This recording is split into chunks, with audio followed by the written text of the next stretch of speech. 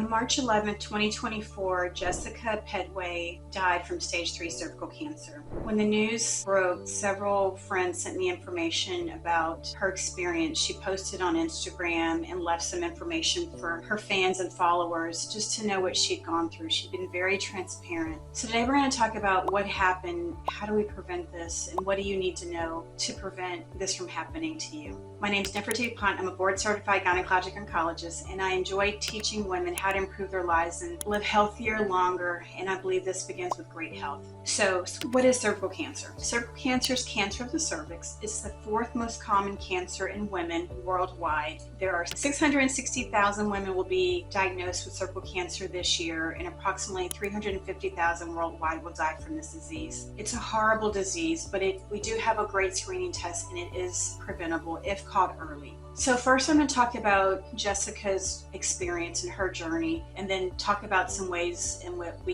lessons that we could have learned and how to prevent this from happening to someone else. Well, Jessica Pettway was 36 years old. She was beautiful. She was a young woman, a mother to 2 beautiful little girls and a wife. She was a beauty influencer and had many followers and was really well loved. She spoke about starting having worsening bleeding in July of 2022 and was told that she, had fibroids. She describes on July 1st passing out in her bathroom and her husband finding her unresponsive. She was taken to the hospital and treated, given blood transfusions.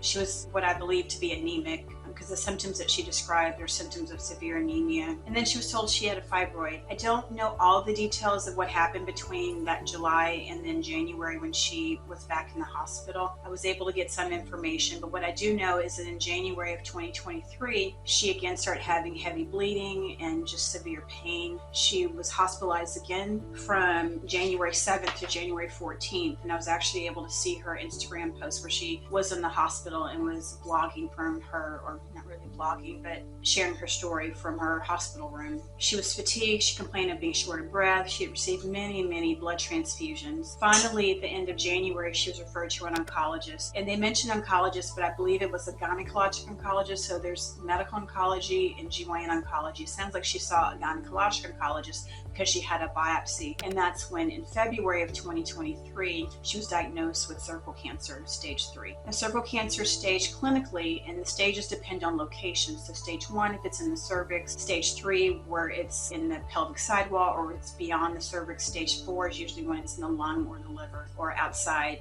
of the pelvic area. So I don't know why someone told her she had fibroids, but I do know there's a lot of lessons we've learned through this case, and I just hope this never happens to anyone else. It's such a tragedy. She was such a young woman and so beautiful, and a mother.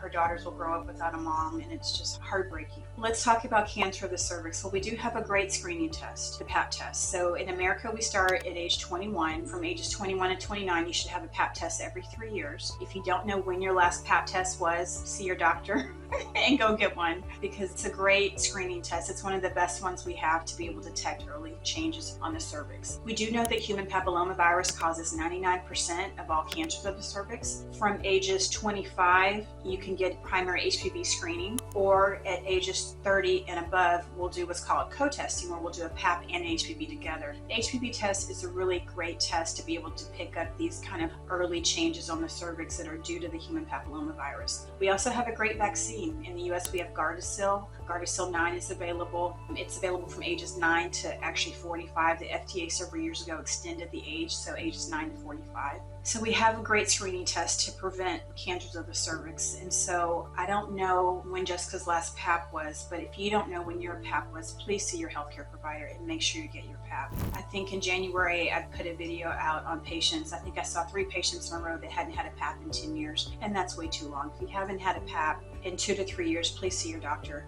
Now, of course, we don't do Paps every year anymore, but we do because the testing's gotten so much better, but you do need more frequent Paps if you've had an abnormal Pap. So your doctor will let you know if you need Paps more often.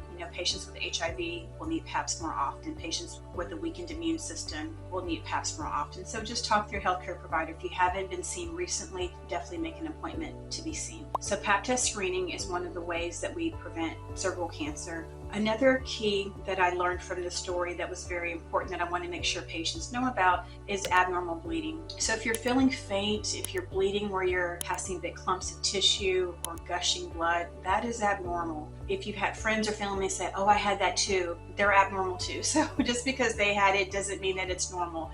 If you're bleeding that heavy where you're passing big clots of tissue, that is abnormal. Please see your healthcare provider right away. Get your hemoglobin checked. Get an exam to figure out why you're bleeding because it is abnormal.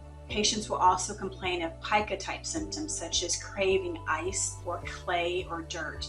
And those are symptoms that you're very anemic. So definitely if you have any of those symptoms, you're feeling fatigued, you don't know why, it's not related to getting adequate sleep, and you're having heavy bleeding, please definitely see your healthcare provider to get a simple blood test to make sure that you're not anemic. So anemia was another thing that she talked about, and that's treatable. If you do have severe anemia, make sure you follow up. A lot of times we'll put patients on oral iron.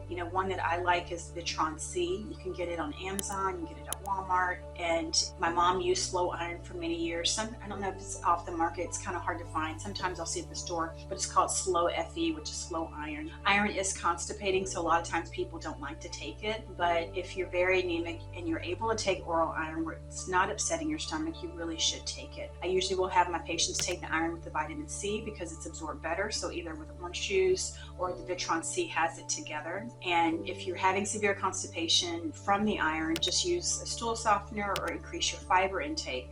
We all should get 25 grams of fiber a day. If you're getting that much fiber, you won't have as much problems with constipation. And then there's also IV iron. So if you're not able to take oral iron, let's say you had bypass surgery or it upsets your stomach and you just can't tolerate it, then you can see a hematologist or someone that can give you IV iron. And then if you are found to be anemic, make sure you follow up, get lab tests frequently so that we know that your anemia is actually getting better and not getting worse. So anemia is the second thing. Another thing is that if you're having abnormal bleeding, if you're over 35, most of us will do a biopsy. So Jessica was told that she had a fibroid, and sometimes fibroids can mimic other things. So fibroids can be in any location. They can be at the top of the uterus, the bottom of the uterus, kind of the lower uterine segment, or in the cervix or coming through the cervix, and it may actually on imaging look just like a fibroid, and maybe it's not. Maybe it's a cancer or something else called a uterine sarcoma. But regardless of where the mass or tumor is, if you're having heavy bleeding, you really do need to have a biopsy. So one thing that Jessica didn't get very quickly was a physical exam and a biopsy, and that's really unfortunate because she should have had that right away. That would have been the first thing on my mind. If you're over 35 and you're having heavy bleeding, typically we'll do an office endometrial biopsy. It's where we take some tissue from the lining of the uterus. What we're looking for is any endometrial cancers, precancer changes like hyperplasia. And then also when I have someone that's having heavy bleeding, the first thing I ask them is, when was your PAP? Because I do know that not all bleeding from the uterus is due to the uterus. It could be due to changes or problems with the cervix. So I want to make sure they've had a PAP test recently that I actually have a copy of and I'm looking at it. And if not, a lot of times I'll repeat the PAP. Sometimes if they're having heavy bleeding, I may get an HPV test, because sometimes you can do that even if you're bleeding. It'll show if there's human papillomavirus present, which kind of helps me determine where the bleeding's coming from. So PAP test, physical exam, biopsy. The other thing that I want to make sure you know, and I mentioned it earlier, is not only could you have fibroids of the uterus, cancer of the cervix, but also uterine sarcoma. Uterine sarcomas are cancers that sometimes may appear to be a fibroid. They're usually just misdiagnosed. They're not really a fibroid. They don't start out as a fibroid. Usually someone just really misdiagnoses it as a fibroid. So if you have fibroid and you're having heavy bleeding, one test that's really good to kind of determine what all this is a pelvic MRI. Pelvic MRI is a bit expensive, so we usually start with an ultrasound. But if you're having severe anemia, pelvic pain, and it's not getting better, then typically a pelvic MRI is a good test to say, is this suspicious for uterine sarcoma? Because if that's the case, you need to see a gynecologic oncologist right away. You don't need to have surgery by your OB-GYN doctor. You need to see a gynecologic oncologist, because we know uterine sarcomas are very aggressive. Most of them, there's some that aren't as aggressive, but in general, uterine sarcomas are more aggressive. And so we want to make sure that you see the right specialist for the right treatment in the beginning. So biopsy, biopsy, biopsy. The other thing that's really important is getting a second opinion. If you feel like your doctor's not listening, or you're not getting better, or it's just something doesn't feel right, see a specialist. On our website, the Society of Gynecologic Oncology, we do have, actually under the Patient Resources tab, there's a specialist tab. So you go to Patient Resources, it's sgo.org, Patient Resources, there'll be a tab there, and then it'll say find a specialist or seek a specialist. You can put in where you live, your zip code, or your city and state, and it will show you a specialist in gynecologic oncology in your area, so that if you just feel like you're not getting better and your doctor's not listening to you, or your concerns aren't being heard, then definitely see a specialist. Gynecologic oncologists are experts at treating cervical cancer, endometrial cancer, and so if you just aren't sure what you have, just see a specialist. It won't hurt to get a second opinion.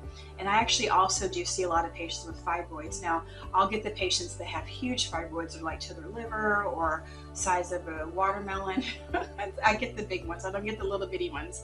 So we're also good surgeons, and we're experts at removing large fibroids. So even if someone told you it's a fibroid and yours is bigger than normal, or your bleeding is abnormal, and you just feel like you're not getting appropriate health or appropriate treatment, definitely see a gynecologic oncologist. So I hope that was helpful today. If you have any questions, please put them in the comments below. And if you want more information on this topic, please watch this video next. Thank you for watching, and I'll see you in the next one.